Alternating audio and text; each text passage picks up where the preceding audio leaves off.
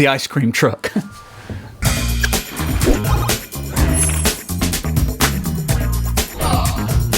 So last year I did a video showing Alan Goowin's custom pedal board. This year he has completely rebuilt it from top to bottom. It houses even more pedals, if that's even possible. It houses his amp simulation, all of it. I really nerd out on this stuff. If you've watched the channel, you know how much I love electric guitars and electric guitar pedals. So I really wanted to go back and show you this new board because it is absolutely insane. Stay tuned towards the end of the video. I do let you hear some samples of his playing through the actual pedals, so you can hear some of his tones and what his guitars end up sounding like with all of those pedals and all of that gear. So before, last video I had an electric board, which is kind of mid-size, a small acoustic board, and a small bass board. And then I had a Kemper rack, which I ran the electric board into. Part of what we were talking about last time was I had the ToneXs sitting on the side of the desk. I was going to see if they could sound as good as the Kempers, and after I did some extreme testing, they sound almost exact same, if not just a slight bit better. The low end on them is a little bit richer to me. And so I sold the Kempers and started thinking of a way to integrate the ToneXs into my electric board. And then I also wanted to integrate the acoustic board into the electric board and have just on one board, because it just made more sense for kind of some of the things I'm doing. So a big board it is. How big, do you know the measurement? It is 24 by 20, no, by 18, I think is what it is. Something like that, 24 by 18, I think.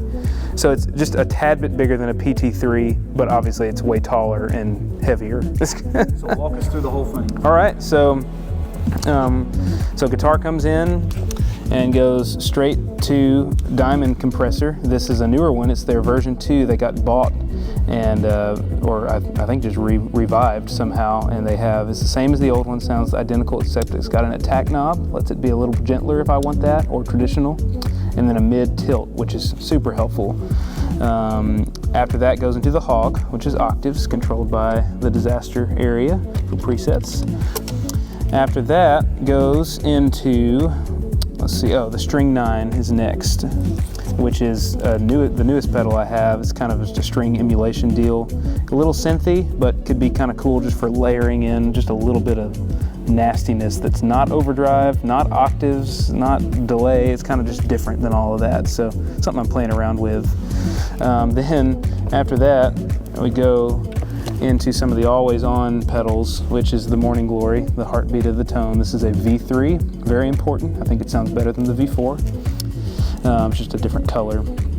Then we go, let's see, next is it goes back up to the top to the Gritador, which is a Brown Amps tube screamer of type, and it sounds better than the Bonsai to me, as crazy as that could be.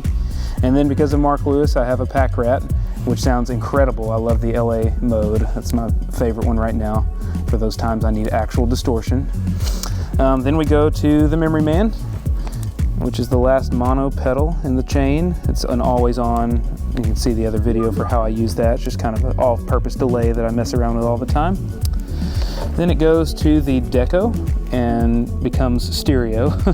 So helpful for electric and acoustic. It makes ADT, automatic double tracking, makes one guitar sound like two, and very wide. Then it goes, let's see, then it's stereo. It goes back up to the Mobius for all mod, tremolo, chorus, vibrato, whatever I need. And I believe next is the Microcosm. That makes sense. Yep, and that's crazy, like granular synth type stuff. It can do reverb, delay, but it's just kind of a little different. Something I'm using just some. It's not really it's more of a studio tool than a live tool, but I got it on a MIDI pedal here just to have a bunch of presets. Then we go delay. It starts with the L cap, and the L cap and the DL4 are controlled by this disaster area pedal here, which does tempos and presets and everything. This is my main delay. It's tape. Sounds amazing. Then it goes up to the DL4 for other delays, whether it's reverse or just an additional tape delay or lo-fi. The DL4 has a bunch of amazing sounds on it. Then goes to the Big Sky for all my reverbs, which I have an infinite switch here for, a hold. And then that's all the actual pedals. Oh, by the way, this is an expression pedal for the Hog.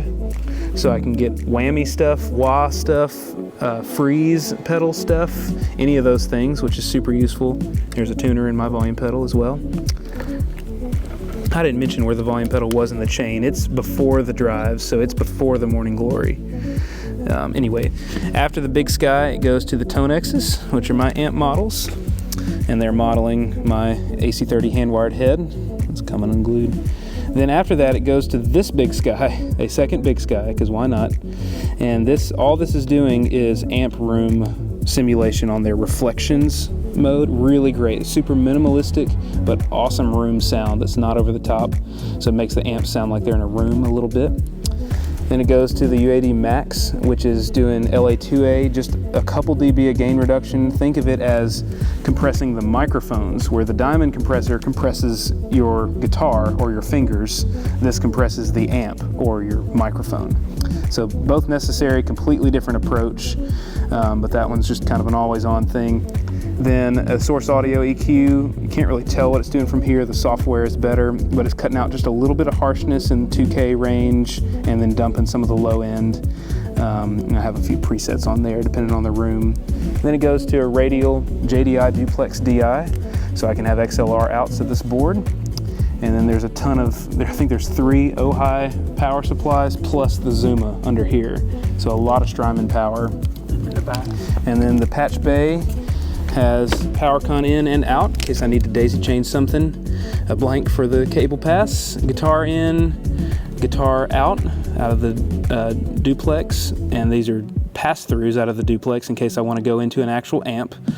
That is a Big Sky expression. This is for something I use with my acoustic. I'm building a remote board for my acoustic so that I can control this whole thing without having the whole thing in front of me for acoustic gigs. And that'll be kind of a reverb level deal just on a little knob pedal. So it's just a TRS output for that. Then a ton of USBs for controlling all the different things. I have this one separated because it's one I use every gig, which is programming the BPMs for my delays to that disaster area. I have ToneX here in case I want to do new amp models. That's the one for the Microcosm controller, and then that's for the EQ. So in a heartbeat, I can just plug in any USB pedal that I have on here and control them.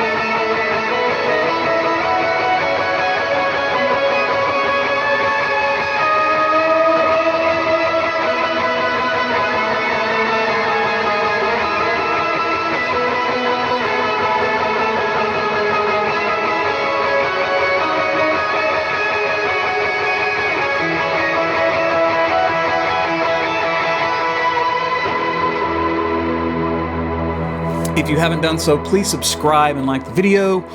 We'll see you on the next one.